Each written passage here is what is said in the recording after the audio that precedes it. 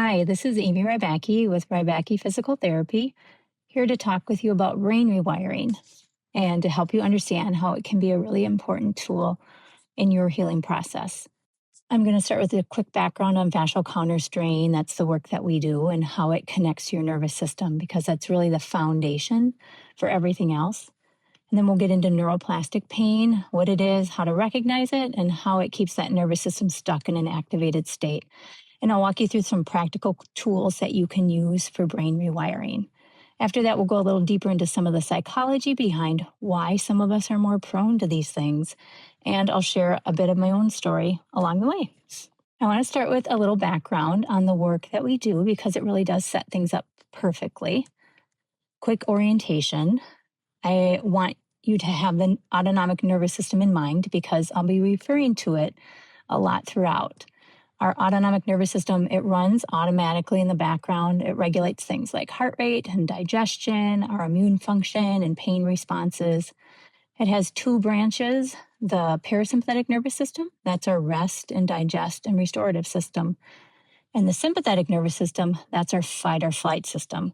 That system's meant to turn on when it detects threat. If there's a lion in front of us, we need to run from it. The sympathetics activate and flood the body with adrenaline and cortisol, mobilizing what we need to survive, and then it should turn back off.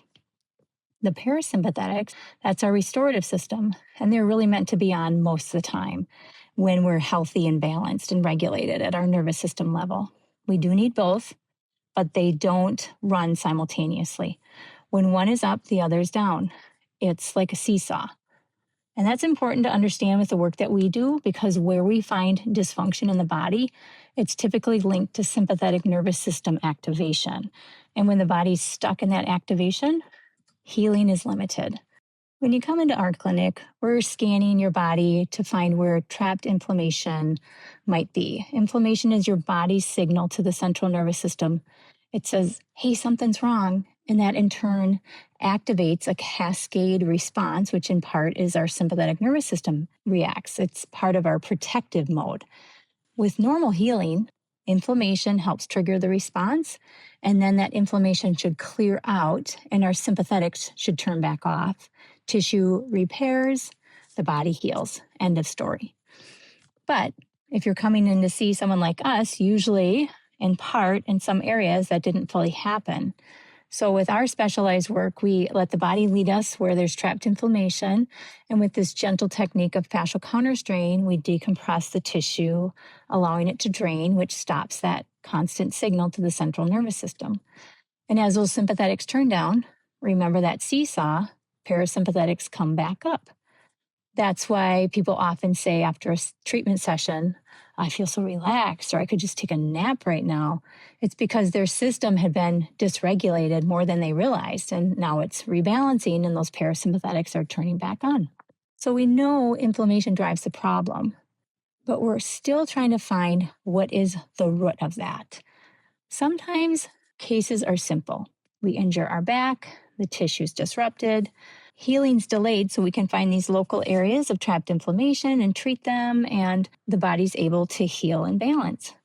But I will say many times, many of our patients are dealing with more chronic issues where we see what's called central sensitization, and that's something I want you to understand. Inflammation can get trapped in the body and stay stuck. Not supposed to, but it can happen. And when it's stuck, it just keeps telling that central nervous system, hey, something's wrong, for far too long. And that sympathetic nervous system itself becomes sensitized, meaning it gets more reactive, it's more on edge. It becomes its own generator of inflammation. We call that neuroinflammation. We become, in a way, neurologically stuck with the sympathetic seesaw tipped up. And that's what central sensitization is. The nervous system staying in a heightened alert state after the original problem is gone. And that really does limit healing and can create some new problems. This process could be caused from old injuries that didn't fully heal. Often, these old injuries aren't painful anymore, but there's still trapped inflammation in those areas that are signaling the nervous system. Old surgeries can have a lot of trapped inflammation. concussions, past infections, chronic stress or traumas, to name a few. And once the nervous system is sensitized in this way, at that central nervous system level, it can turn on symptoms anywhere in the body. It can show up as pain, it can show up as GI issues, anxiety, fatigue, constipation, headache, all downstream symptoms of the same central root cause in this case. So, as fascial counterstrainers, the body always leads us to where the work is needed. And often we find ourselves working around that central nervous system, around the brain and the spinal cord, releasing trapped inflammation, which then calms that sympathetic overactivity. And that's why a patient's knee can feel better after we've been working just on their head, because the knee was just a downstream symptom. We treat where the problem actually lives. When central sensitization calms down, healing potential opens back up. Our bodies are designed to heal, but the healing stays limited when that nervous system is dysregulated and stuck in that sympathetic mode. So the real question we're asking is, what keeps this sensitization going in the first place? This talk specifically is about brain rewiring and how that connects to all of this. So I want to introduce you to Dr. Howard Schubiner. He's a physician and researcher. He's done significant work in this field. He helped define and popularize what he calls neuroplastic pain, which we call central sensitization. And when I came across his work, I recognized immediately what he's describing. It's what we work with every day. And here's his definition precisely. Neuroplastic pain is real pain. They're real symptoms, inflammation, muscle guarding, generated by the brain and central nervous system, not by ongoing local tissue damage. So it's not local in the body, it's at a central nervous system level. It's not imagined, it's not in your head, it's not exaggerated, it's real pain, it's real symptoms, real fatigue, real gut issues, but the driver is central and the symptoms are downstream. So central sensitization is that mechanism, and the neuroplastic symptoms are what the mechanism produces in the body. So these symptoms are diffuse and wide-ranging. Like I said, it's not just pain. It can be anxiety, it could be vertigo, tinnitus, POTS, headaches. The list is quite extensive. I'm not going to list them all. The research is increasingly showing so many of these things all trace back to a sensitized brain and sympathetic nervous system. One of our jobs as PTs, when we work with you, is to discern, are your symptoms that you're having local, structural, local tissue damage, or are they neuroplastic? And often it's both. And it's rarely clear-cut. We're always assessing for structural causes, and we do find them and we do treat them. But as I'm talking, you might already start recognizing that some of your own symptoms might be neuroplastic. Here are some signs that they could be. Maybe you have multiple areas of pain. 3 or 4 different regions is a strong signal. Symptoms that come and go. Some days are better, some days are worse. Maybe there's no clear structural or mechanical explanation of what's going on. These are symptoms that could worsen with stress. Maybe you've seen multiple providers to try to get help and everyone has theories, but nothing's been helping you so far. Maybe it's something that started after a significantly stressful season in your life. These are just some examples. It doesn't have to be all of these, and it could be other examples. One I've seen throughout my career is that vacation pattern of pain where someone was badly struggling in pain, worried about not being able to hike with their family on an upcoming trip. And then they come back and tell me, I did great. I felt amazing the whole time. But once they're back in the routine, symptoms return. And that's not coincidence. When the brain is not in threat mode, and we'll talk more about that, downstream symptoms will quiet down. But when that threat signal comes back, so do the symptoms in a sensitized system. So structural or local tissue damage type issues and neuroplastic symptoms, they aren't always separate and they can build on each other. Take a herniated disc, for example. Painful, especially with sitting. But the local tissue damage does heal. However, pain can persist long after healing has happened, and it still feels to you like local, but it could become more of a central issue because the nervous system learned during that painful window that sitting equals danger. So even once the disc stabilized, that subconscious firing patterns remains. Like a long meeting at work where you're sitting, the low back flares, and the brain worries, this is going to be a long day and it's only going to get worse. That threat loop at the brain level is now driving the pain more than the local tissue is. The system can also become sensitized without any prior injury, like that back injury I just shared. The central nervous system can get sensitized from high stress, from trauma in our past, from viral illnesses. All these things can switch it on. Same process and same downstream symptoms like fatigue, irritable bowel. Those are all the neuroplastic things that can ensue. And it's not very predictable. Different people can have different symptoms, but the point is understanding that it's neuroplastic. We know an activated sympathetic nervous system or a sensitized system doesn't really allow for healing. So what's keeping it activated? And it's actually the nervous system itself. Those pathways become quite sensitized. They're so used to being turned on, they just keep turning themselves back on. And like I talked about before, they become inflamed themselves, then they become generators of inflammation. And this isn't damage. This is a wiring issue. And that's really good news because wiring can be changed. When we start to wire away from these pathways, that overactivity is going to come down and we're going to see changes. Sometimes it's just an old pattern that's sensitized around something specific, like the sitting example I gave you. And the work is just interrupting the loop and retraining the brain response. But stress is the other major driver of central sensitization. I want to be precise about what stress actually is at the brain level. The sympathetic nervous system's job is to constantly scan for threat. It doesn't care if you're in pain. It doesn't care if you're tired. It only cares if you're safe. Stress is really your system perceiving it isn't safe, whether or not it actually is true.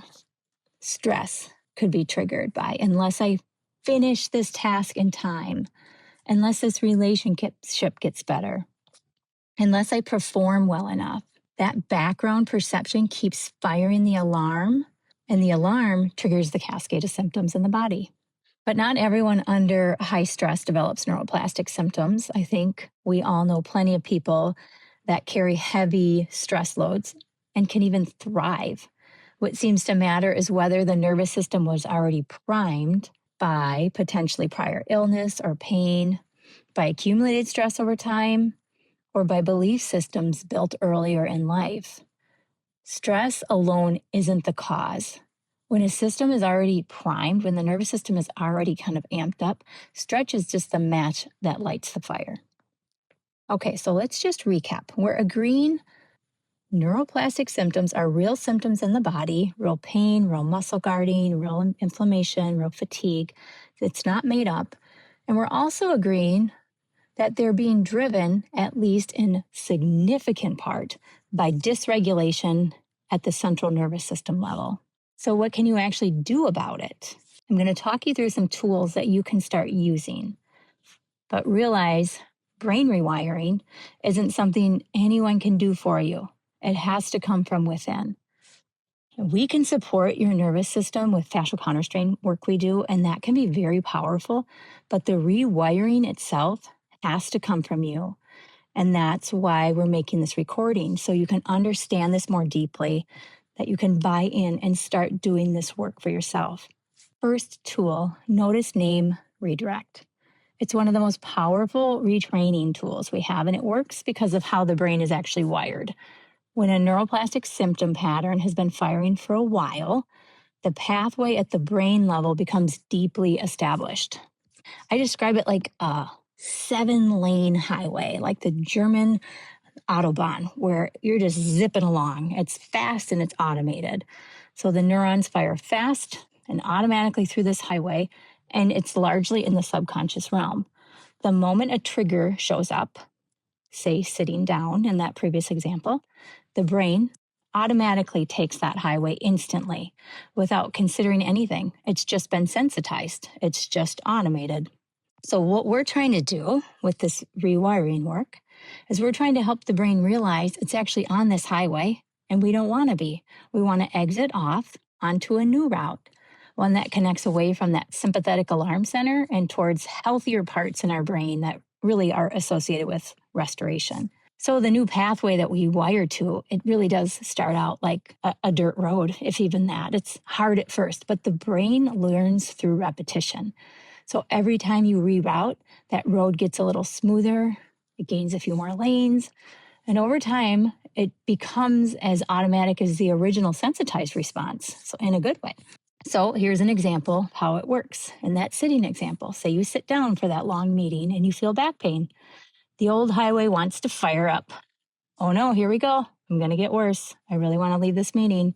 So those threat-based or fear-based thoughts fuel the highway and make the whole threat loop worse. Instead, try this. Pause and notice. And you're going to notice from a lens of curiosity. That is an interesting sensation in my back. Don't call it pain, just a sensation.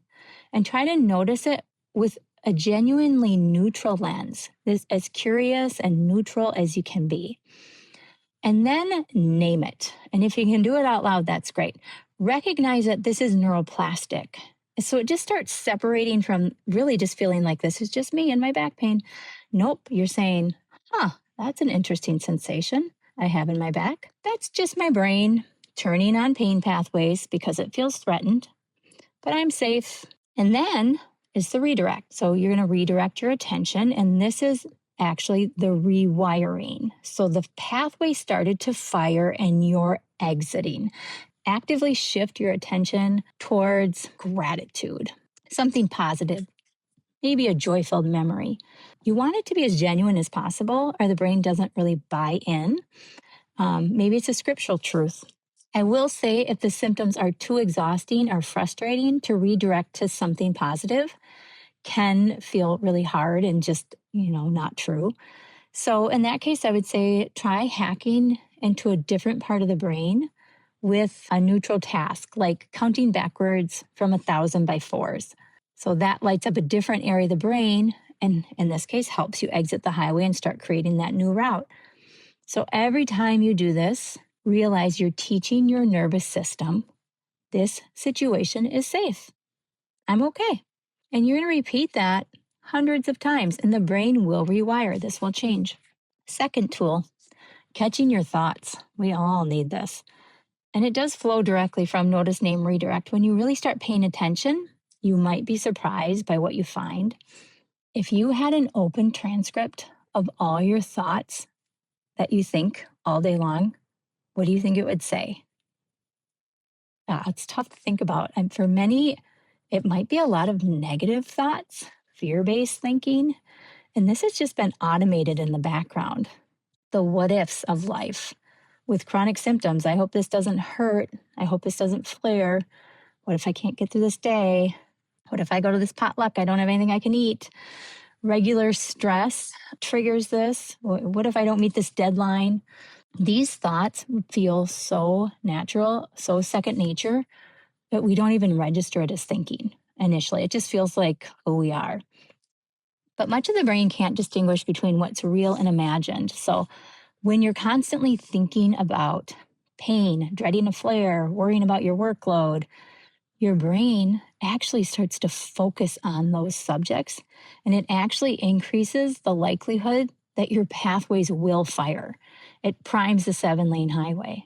What we give our attention to becomes more real to the nervous system than we realize, which is so ironic because what we're thinking about is, I don't want this to happen. I don't want this to happen. And in fact, we're making that happen with our thoughts. So catching our thoughts, noticing what's in your mind, what's being rehearsed, is an important practice for all of us.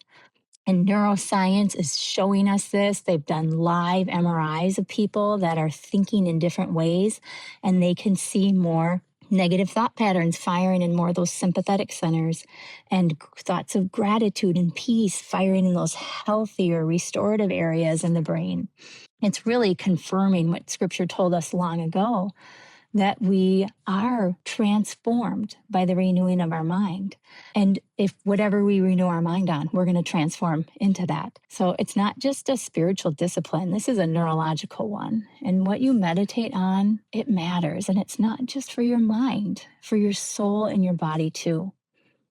third tool is outcome independence, and it might be the most counterintuitive thing I'm going to say to you, especially coming from a PT whose job is to really track whether I'm helping someone. But outcome independence means you're going to separate, you're going to be independent of the outcome as am I getting better? It means stop the constant monitoring of is this improving? When you're constantly thinking, is this better? Am I getting better? Is this helping? Is this making me worse? Your threat detection loop in that sympathetic center stays engaged. Am I better? If not, there's a threat. That's nervous system scanning that keeps the sympathetics in activation mode. So, monitoring in and of itself signals to the brain that things are uncertain. And at a brain level, uncertainty fires the alarm.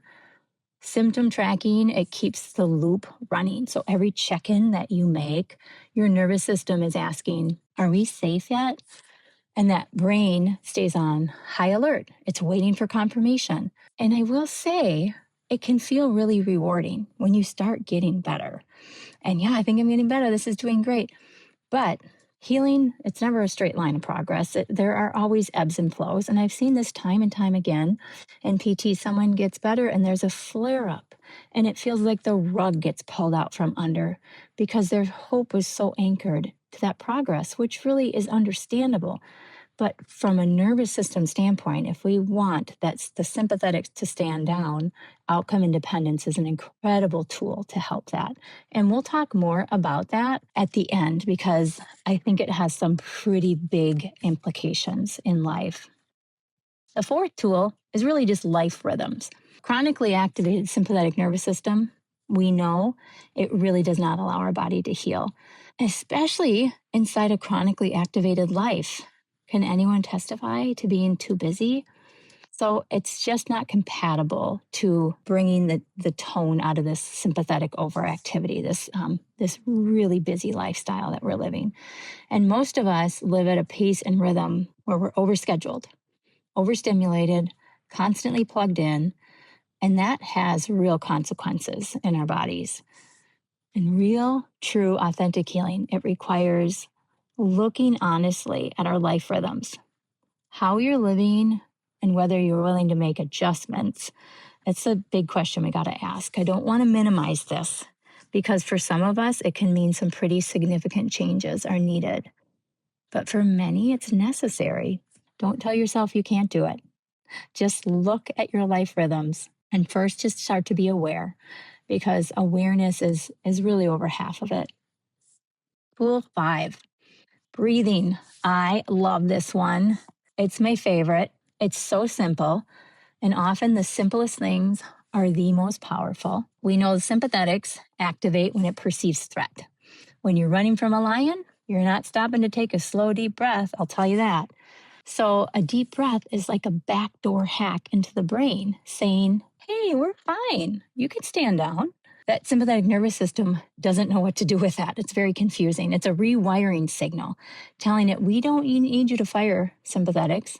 It's actually tapping on parasympathetics saying, hey, can you increase, please?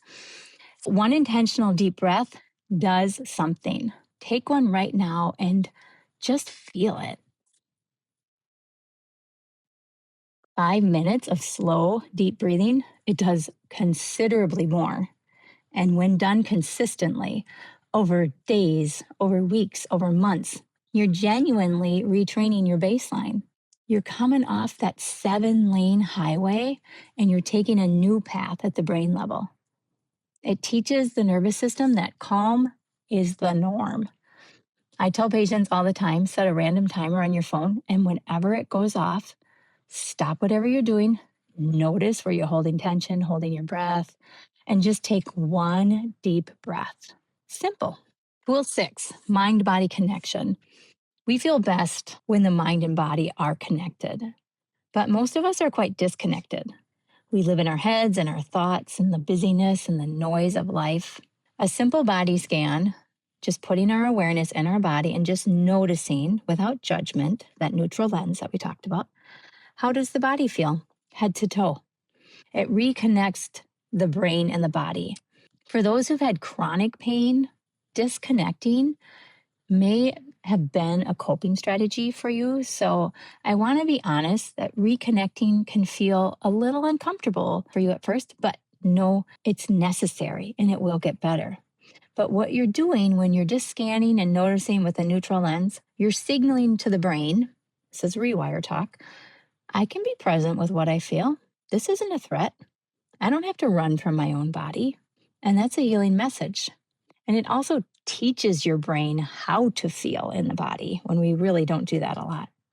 Tool 7, visualization, might be the most underused tool in the healing process. The imagination is pretty powerful. Most of us actually use it all day long, but we don't even realize it. But we use it more to rehearse. I wonder if this might happen. I wonder what's going to go on here. The what ifs of life. Maybe we rehearse fear. We meditate on those things without even realizing it. But what if we flip that? Take 5 minutes and do a visualization exercise. Close your eyes. Picture yourself in the first person, genuinely well, healthy, joy filled, pain free, moving, doing what you love. Engage all your senses and let it feel real in your body. Because the brain doesn't fully distinguish between imagined and real, this vividly visualization type exercise, it activates the centers in the brain associated with healing. They've done lots of studies on this. Athletes use it all the time. It's been shown time and time again to be measurably helpful. Now I want to talk about how our history can prime our nervous system to be so activated. And I want to say up front, this isn't formally part of what we do in physical therapy, but I think it's incredibly important to understand because for many, it's a significant part of what's been priming their nervous system and making them more prone to neuroplastic symptoms. And it may need to be a significant area that you have to address. And once you see it, it's probably an area you're going to want to jump into and explore a bit more. For people with chronic neuroplastic symptoms, there's typically something underneath the stress, older firing patterns that are more foundational. Each one of us, every human, is born with 3 basic needs: to feel safe, to feel loved, to have significant worth. Our brains are made to constantly evaluate the environment against those needs. When the brain perceives, not necessarily when it's true, but when it perceives that any of those needs are threatened, the sympathetic nervous system fires the alarm and the cascade begins. The way our brains learn to perceive these threats often goes back to frameworks and belief systems built very early in life, roughly ages 0 to 5. And when the brain was pattern matching with limited information and naturally assuming everything happening in the environment was about them, that's when these things were established. So even in a loving and stable home, a child can encode something like, when I perform, things feel safe. Or if I do all these things, I feel loved. If I keep people happy, I feel loved. And when I don't, something's wrong. This becomes brain and body level programming. It's not conscious thought. It's underneath that. It's something that runs silently in the background and can for decades. So fast forward 20, 30 years, and what looks like stress on the surface, like the pressure from work, a demanding job, a hard relationship, just a tough season in general, it often has something much older underneath it. It's a belief system. It's a framework. In our faith, we call these strongholds in the mind. It's something that isn't true, but the brain and the body believe it's true. It feels true. It's embedded, it's compensated patterns in our nervous system on how to feel safe, on how to feel loved, on how to feel worth. For me personally, it was people pleasing. I deeply valued making others happy. And I run a business, and those two things together create a near constant threat loop beneath the surface because you simply can't make everyone happy running a business. So every time I couldn't, some part of my nervous system quietly registered, not safe, not enough, keeping the alarms on, even without my realizing it. I want to share what happened to me because I think it might be helpful. Not too long ago, I got quite sick. systemically with a multitude of symptoms, but severe fatigue was really life changing. It progressed to dysautonomia, where my nervous system just started to act crazy, and life really started to spiral for me. I had limited ability to even work. I was frustrated. I was seeing multiple doctors, trying everything, feeling like I should know better as a healthcare provider. But I really assumed there had to be something structurally wrong with me, if we can use that language, like an infection. I was healthy, and then I wasn't. Lyme's testing did come up positive. They also suspected some other things like long COVID. So I figured, okay, we have some things, let's treat them. And when we treat them, I'll be better. But as a PT, everything I'm talking to you about, I've preached about this for years. I know the importance of nervous system regulatory work. So I was doing these things and giving my nervous system some slack, doing a lot of breath work. But honestly, I wasn't convinced it was that big a deal because I really believed I had a structural issue and it was just an infection and it needed to be addressed, and then I'd be fine. The nervous system work, it felt like really good stuff to do on the side because I knew it'd be good for me. I was also having fascial counterstrain, which I love, and I know it was powerful work and it felt great. Nothing was moving the needle because the missing piece wasn't the treatment. It was the buy-in, believing I could actually rewire and make a difference. Once I started really digging into the neuroscience and research, I was blown away at how similar it is to the way that I have worked with fascial counterstrain, and that's everything we talked about in the beginning. But as I read and understood neuroplastic symptoms and where things can seem structural, but really are neuroplastic, I realized that what was going in my body was being centrally generated, and my own brain was just sensitized, and I had the ability to calm it down through this rewiring work. And when that happened, the buy-in happened. When that happened, and I did the work, things shifted massively. And I was all in. I was all in with the work. I was all in with outcome independence. I wasn't tracking symptoms. I was using all the tools. And it was life-changing. And in a very little time, actually, I got myself back. I got my energy back, my sleep, my smile, my life. It was incredible. And more than anything, I feel this amazing gratitude that God actually allowed me to go through this. It was a really hard season, but I learned something in a way I could not have learned any other way except by going through it. And it's not just me who needs this, we all do. I'm sharing this from a place of deep conviction.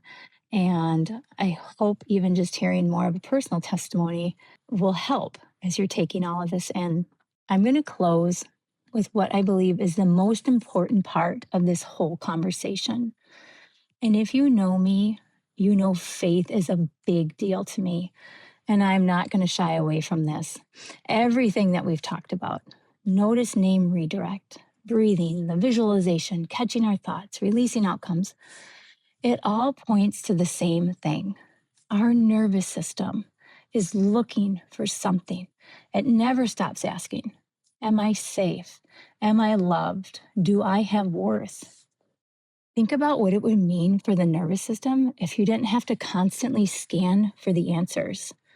And I'm talking subconscious scanning.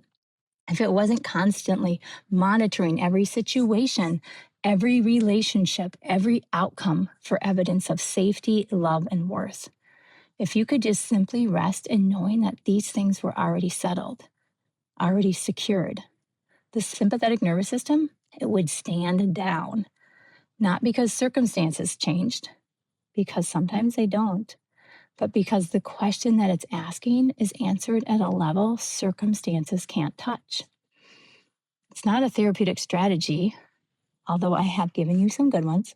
This is the gospel. Those needs to be safe, to be loved, to have worth, they're not just psychological. Those are needs that God created in us. And in Christ, they're fully realized. They're not partially met or just conditionally met. As long as you do these things, he'll meet you. They're completely, permanently, unequivocally, unshakably met. You're safe. You're held by a God. He doesn't change. and he doesn't fail. You're loved, not because of your performance. I'm speaking to myself here. Not because everything went well, not because you kept everyone happy. You're loved because his very nature towards you is love. Your worth is not something proven by what you accomplish or what others think of you. It's simply who you already are. It was settled before you ever drew a breath. You were knit together in your mother's womb, and you are a daughter, you are a son of the Most High God. Our nervous system is searching for exactly what faith in Jesus Christ already provides when we believe him. And here's what I had to come to terms with in my own journey. Because honestly, I believe these things. Yes and amen, said my prefrontal cortex. But my nervous system was testifying to a different reality. The dysregulation, the symptoms, they were these subconscious fear patterns that were running underneath, showing me that there were deeper parts of me below that conscious level of understanding that weren't quite living in these truths. Hidden places where automated fear patterns ruled. My sympathetics were activated, and my body paid the consequences. If we can hold a posture of humility and surrender, the beautiful thing is that the places in life where we don't feel well, physically, emotionally, where our minds aren't at peace, they can lead us somewhere. They're not just a symptom to be managed, but a hidden place where fear has been in charge and the truth hasn't yet reached. Our symptoms become an invitation, a way in. And I cannot even tell you the new places that God met me as I surrendered this work to him. So when you're walking with Jesus, notice, name, and redirect takes on a different dimension entirely. You're not just redirecting to something positive, you're redirecting to him, to who he is and what he says about you. I'm safe, I'm loved, I have worth, not because I performed, but because he said so. It's the most stable signal of safety you can give your nervous system, and it reaches places no technique alone can reach. And scripture has been telling us this for well over 2,000 years. A couple of proverbs: life and death are in the power of the tongue. What we speak over ourselves and others matters. As a man thinks in his heart, so is he. Our thoughts really do matter. They affect us spiritually, they affect us physiologically. Philippians tells us exactly what to set our minds on: what is true, honorable, right, pure, and lovely. It's a nervous system prescription from the one who designed our brains. And we're told to take every thought captive and hold it obedient to Christ. That's brain rewiring at its finest. And Paul tells us again in Philippians, don't be anxious about anything, but with gratitude and thanksgiving, bring God your requests, and his peace that surpasses understanding will be made known to you. And he wrote that from a prison cell. He didn't have an easy or comfortable life, and he understood that peace isn't about circumstances changing. It's available right now in the middle of whatever hard thing we're facing. I want to come back to outcome independence because this is where it really lands. I said earlier, stop monitoring whether you're getting better. Measure by faithfulness to the work, not the result. And what makes that truly possible to live out, not just a good idea, but something you can actually practice, is this. And it was revelatory for me. I can entrust my healing to him.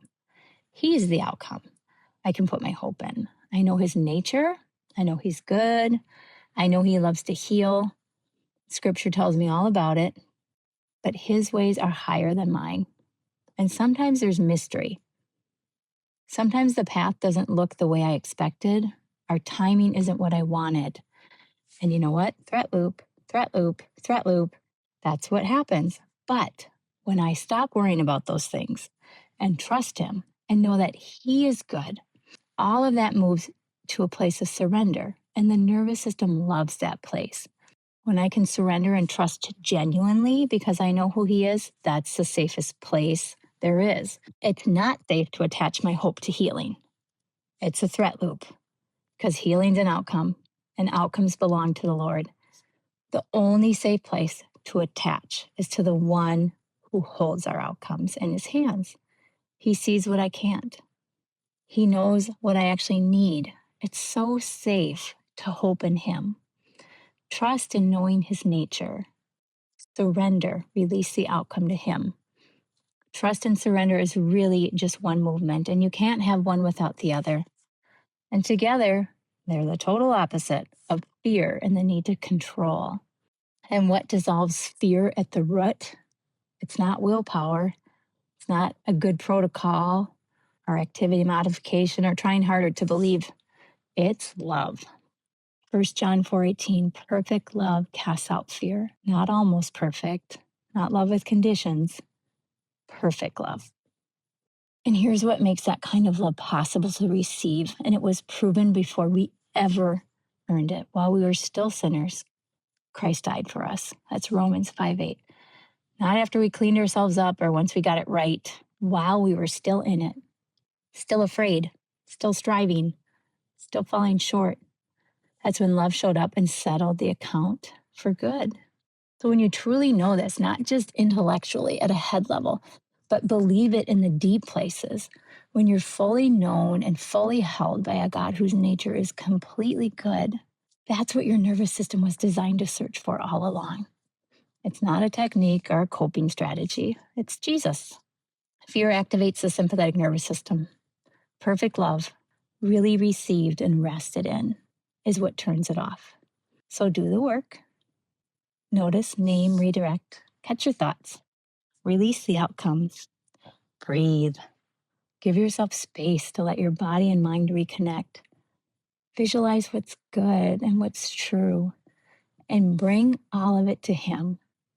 That posture, the faithful effort, the open-handed trust, rooted in His love, that itself is healing. And it gives the nervous system the message it's been asking for since the beginning. I'm safe. I'm loved. I have worth. Not because I earned it, but because you, God, said so. And that's enough. Thank you for listening. God bless.